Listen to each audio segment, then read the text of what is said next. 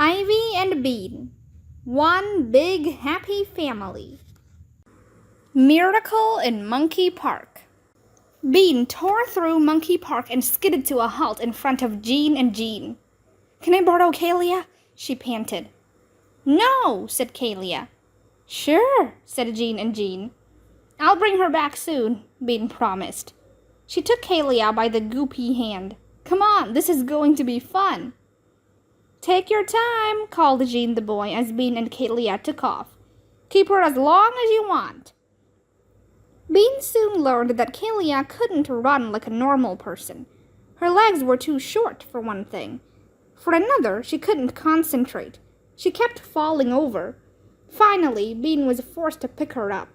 The goopy brown smears were even more disgusting close up. Also, she smelled. "You smell," said Bean. "No," said Kalia. She hugged Bean. "You," said Bean. But she didn't have time to argue. She had to hurry. And she made it! Ivy was still begging with her eyes closed and her arms out. The watching kids had gotten bored. They had gone back to kicking balls. "Oh, ye gods, save me!" Ivy chanted. "Give me a baby sister!" She wiggled her fingers to show that she was ready to catch a baby. Bean put her hand over Kalia's smeary mouth and tiptoed into the circle, just as Ivy finished up a long, "Ooh, gods!" Quickly, Bean rolled Kalia right into Ivy's open arms. Ivy's eyes flew open. "Yikes!" she squawked. "Holy moly cannoli, your prayers have been answered, Ivy!" cried Bean. "You've got yourself a fine baby sister." "Wow!" Ivy stared at Kalia's smeary face. "Isn't this Kalia?" "Bebe!" hollered Kalia, twisting around to find Bean. "Nope, not Kalia.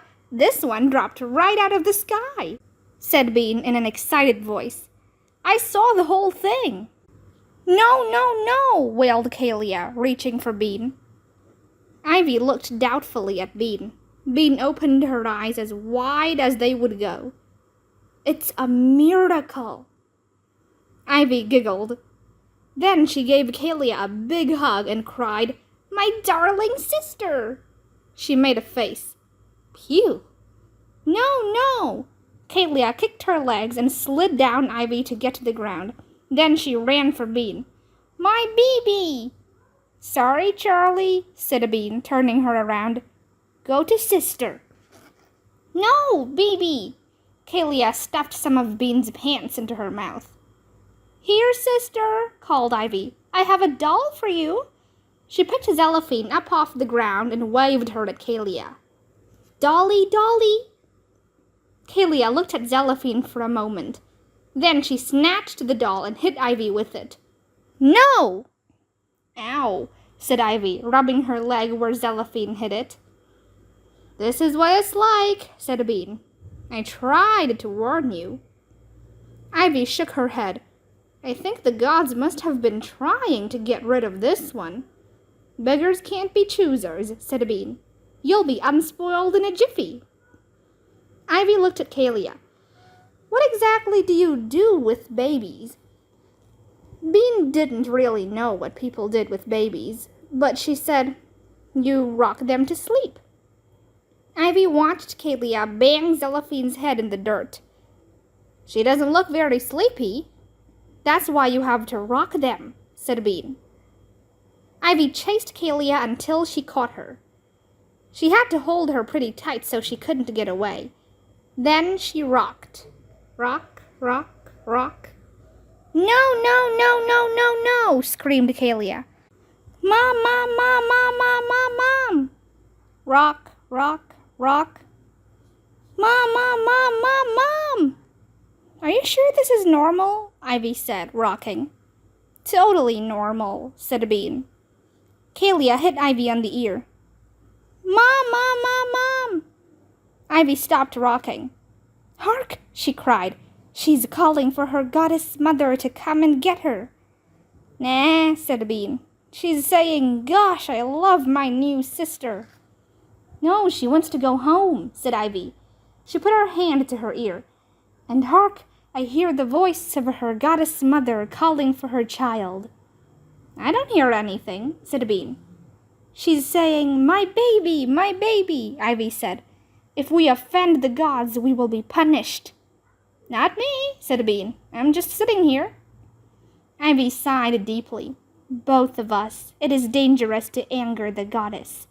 She looked lovingly at Kalia. I must return you, darling sister, though it saddens my heart. Mom! Hi, honey.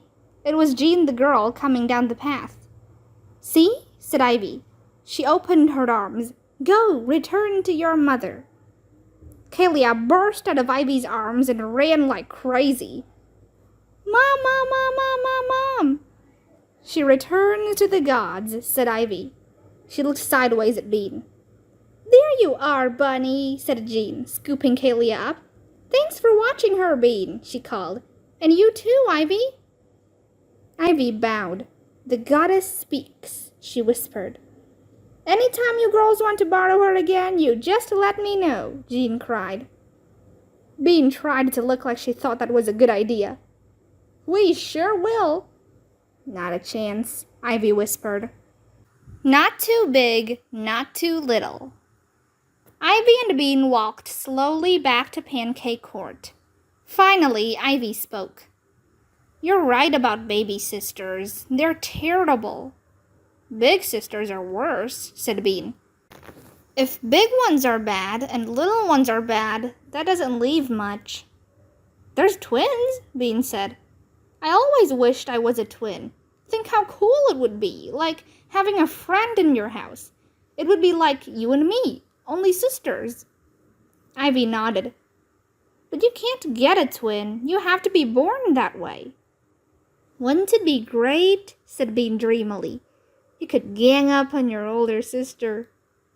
Ivy frowned. I don't have an older sister. But if you did and you had a twin, you could gang up on her. You'd be able to play with her stuff, and for once in your life you might win an argument. Bean thought some more. Plus, it would be fun. If you and I were twins, we'd get to play all the time, and every night would be like a sleepover. Except we wouldn't be us, said Ivy, because we wouldn't have our parents. Bean shrugged. It wouldn't matter. We'd have each other. Ivy thought about that. Yeah, but it's too late. We're not twins. Life isn't fair, said Bean gloomily. But that night, Bean had an amazing idea. It was an idea that would fix Ivy's spoilment and life's unfairness at the same time. It was an idea that would make everything better. Plus, it was an idea that didn't need gods or electricity or magic to work. All it needed was nature.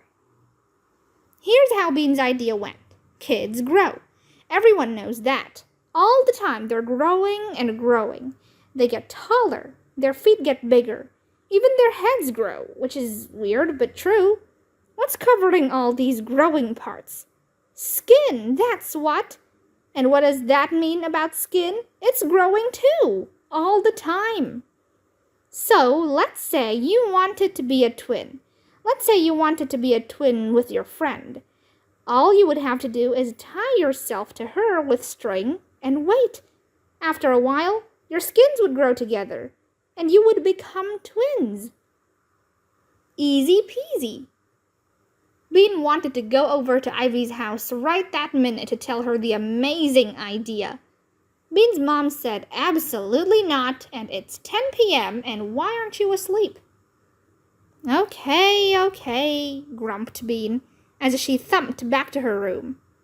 But don't be surprised when you have to buy more food, and maybe a bigger bed, too.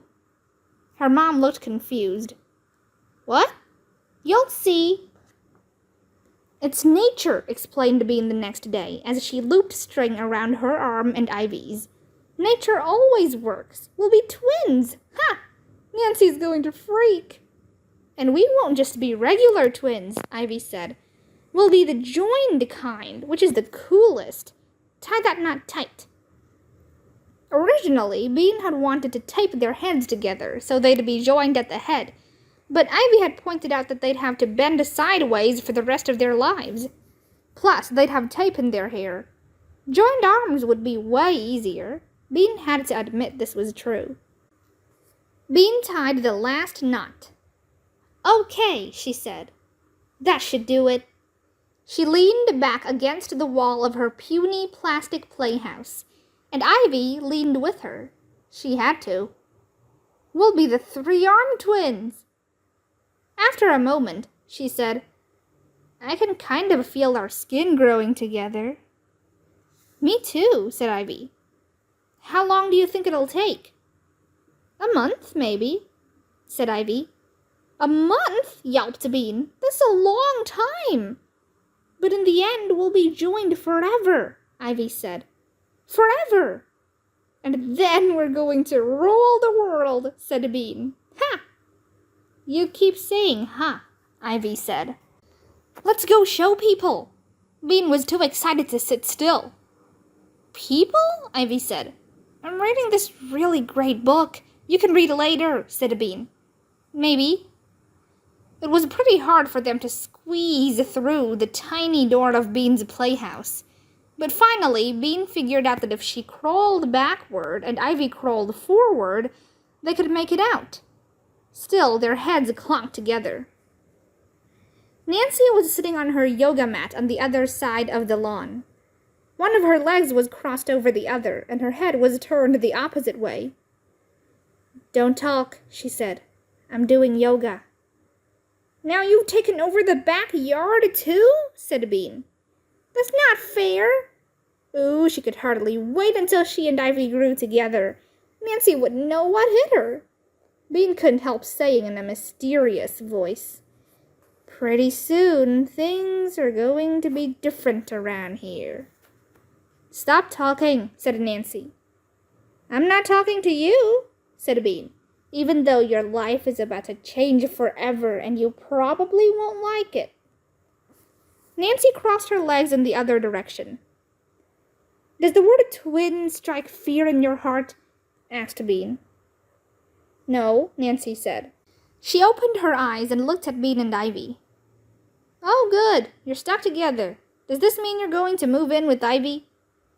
"No," said Bean. "Ivy's going to move in with me. So, ha!" Ivy frowned. "I thought we were going to switch off," she said. Bean looked at her in surprise. "The plan was to move to my house." Ivy shook her head. "You didn't say that before. You said it didn't matter." Nancy made praying hands and lifted her face to the sky. "You two are only going to be half as annoying with one arm each." Bean looked at Nancy. Then she looked at her tied-up arm. "Let's get out of here," she said to Ivy.